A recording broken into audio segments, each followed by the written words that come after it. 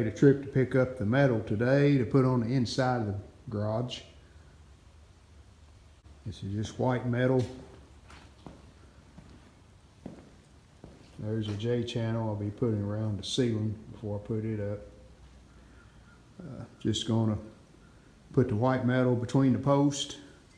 See, I have them stained and polished along with the beam at the top there. So we'll have white in all of that area there and a white ceiling. So I think it'll look pretty good. Be a lot of white, but I want it to be bright in here. And it should be with the white metal, and then I've got some 8-foot LED strip lights that I'll be putting on the ceiling after I get it put up. J channel is first, so we'll get started on that. Have all the J channel put up at the ceiling.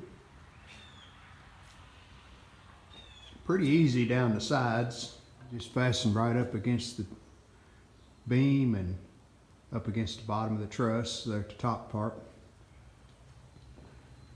Around these posts, see, I've cut around them, so I'll of course have to trim the ceiling out when I get to that point, but I think it'd look better like that rather than just cutting the metal against the post.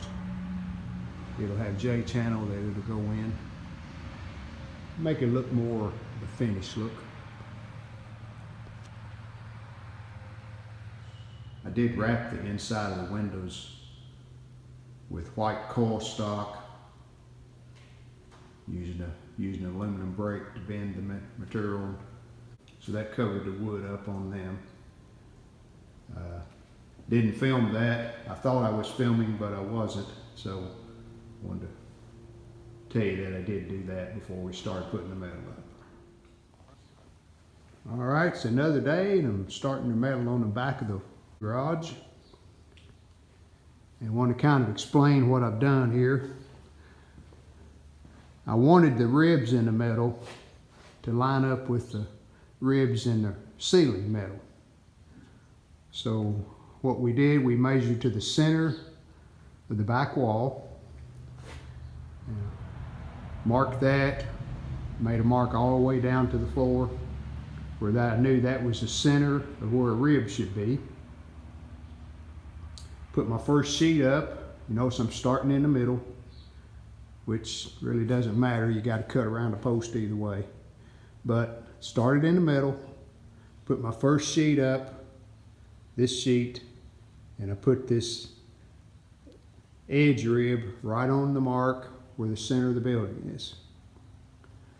And I'll go each way, do the back wall, and then when I put the ceiling up, I'll line the ribs in the ceiling up with those ribs on the wall. Just make it look better when you look in the building or walk in. Those ribs will all be in a row. So that's what I've been doing this morning, and I'll show you an update when I get more of it finished. All right, that finishes the wall. Just about to the point of the ceiling. And one more piece to go under that window. Here's what the ceiling is looking like. You can see we've got the, like I was talking before, have the ribs lined up with the wall. And the way we're doing this, we're putting an 8-foot piece up between the first two trusses. And you can see that little 8-foot piece laps over the truss just about an inch or so. And then the 12-foot piece is next, and it laps over the 8-foot piece, fastens to the center of the truss. And that holds both of them there at the ends. Working really well. This morning, one thing I'm doing before we get started on more of the ceiling, you'll notice up above the ladder there, where the truss meets the wall, that's open. There's a cavity there. And I plan on probably blowing in insulation in the ceiling. So I need a baffle to prevent that insulation from going all the way out to the soffit. And here's what I'm doing for that. Just using pieces of old scrap metal that I have left here, cutting them to the correct width. I'm just putting them in behind the post on the one side. Just button them up against the truss on this side.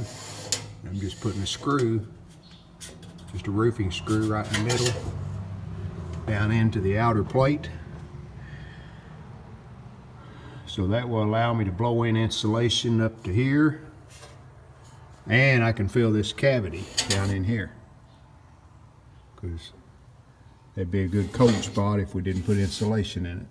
There's the first one. You can see how it's fastened down there. Got a few more to do right over there, and then we can start working on more of the ceiling today. One little detail I wanted to show, because we started the ceiling ribs right in the center of the building and worked our way to the edge, each side of the ceiling metal ends up being cut on this flat part of the metal instead of finishing at a rib. So we got this flat part that sits into the J-channel. Well, it tends to want to curl up when you put it in there, so what I did, I put those finish nails about a 1/16 of an inch above the bottom of the J-channel, and that way when we put the last piece of metal up, we'll put the edge of the metal underneath those nails, between those and the bottom of the J-channel, and that holds it down against the J-channel, as you can see on its side there. So that was just something we didn't expect, but it worked out okay the way we did it, and we got a good tight fit there between the J-channel and the metal. One more thing that we did that made it a lot easier as we was putting up this ceiling, you notice this edge here, I've trimmed it back where it's not a sharp square edge, and that allows the metal to slide in. We're sliding the metal on top of the previous piece where that holds it up there, makes it easier to position. And then when it slides in, if you don't trim that edge back, it hangs on the top of the J-channel. You see that lip hanging out. So it makes it a lot easier. Sometimes it still hangs, but it's easier to force it back in there with that edge trimmed back. We have the last piece cut for the ceiling. This will finish it. And we've got just a few pieces left on the walls, a couple pieces there, and then over the garage doors. That's simple stuff compared to this. So we'll finish this ceiling up. All right, here's Daryl finishing up.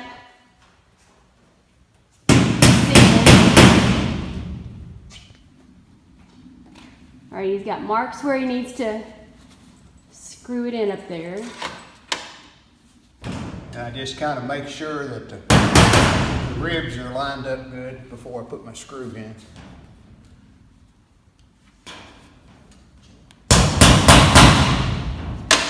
Use a hammer, that makes it easier to read.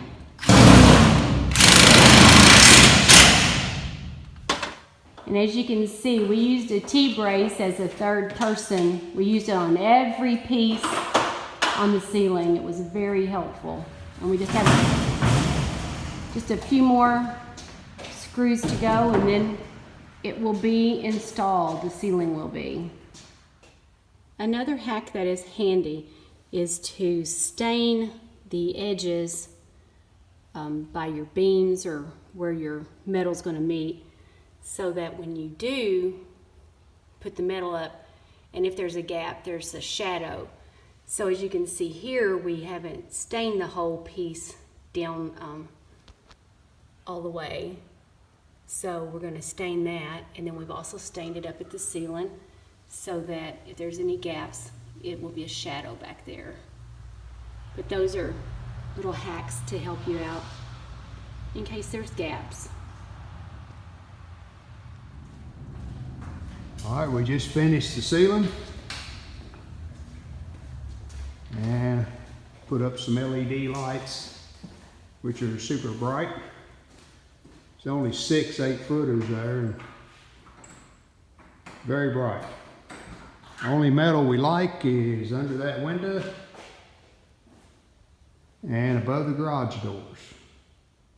Here's a final look at the garage on the inside. All the metal put up over the doors.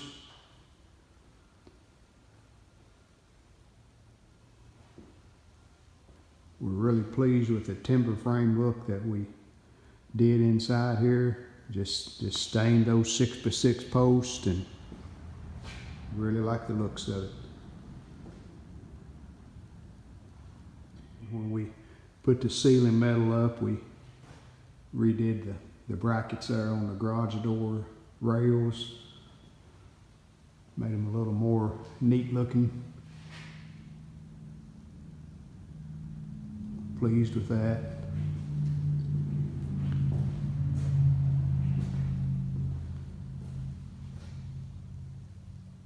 And probably the only other thing that we may do is put some insulation up in the ceiling. I do have the pull down attic door there would make it easy to do. We can maybe go blow in insulation, or even the conventional insulation in bats or rows. Blow in will probably be more efficient and really probably easier to do. A little dirty and dusty whenever you're doing it, but once you get it put in, it really does a good job of sealing up any cavities and air that can come in. There's our LED lights we put in the ceiling. Sure makes it plenty bright. And the way these work, they interconnect. You can see each end connects to the next one. And then back here, in case I wanted to put a little workbench or something here in the back, and I had the lights running both ways, the opposite ways, and they just have jumpers that connect to the lights that are already up there. And that's the inside of our new detached garage. Hope you've enjoyed the video, and hope you got some tips on something that might help you if you decide to build a garage or to remodel your garage or whatever. But we're happy with the way it turned out. Thanks for watching the videos, and we'll see you next time. We hope you've enjoyed this video. If you did, hit the like button, and we'd love it if you would subscribe to our channel. Thanks.